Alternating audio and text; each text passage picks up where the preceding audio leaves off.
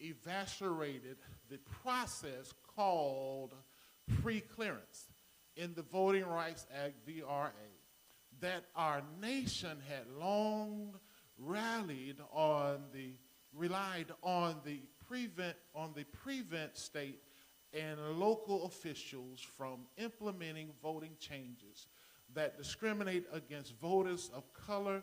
The court struck down the criteria for identifying states and localities subject to this process, but left open the option for Congress to create new criteria that addresses the ways that state and local officials are discriminating against voters of color today. Almost exactly 8 years later, the Supreme Court issued another decision in Brnovich versus Democratic National Committee, causing further damage to the VRA. In July 2021, the court upheld 2 Arizona voting laws challenged, so with undermine claims under Section 2 discrimination policies. As a result, it is now harder than ever for voters to begin to bring cases challenging racial discrimination in voting. That's where we are. Supreme Court changed what originally was, and now that's why we get all of these new out of right field, since right-wing parties, all of these new challenges that is making it harder for us to vote.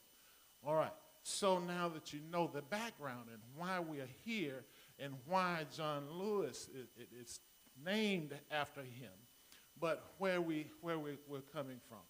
So there are things that are being proposed in this bill, these 10 things that's highlighted here that's being proposed in the bill to set things right again.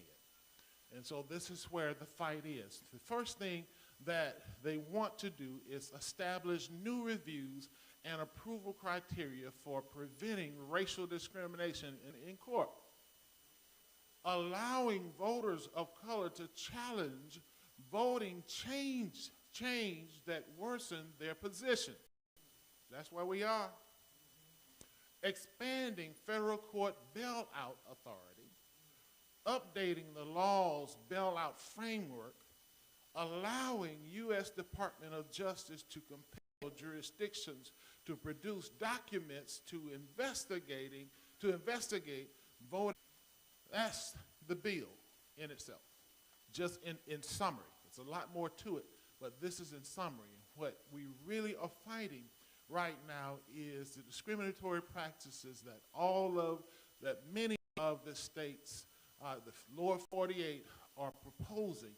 I think there's somewhere over 400 different bills that's being proposed to change voting laws and voting rights that adversely affect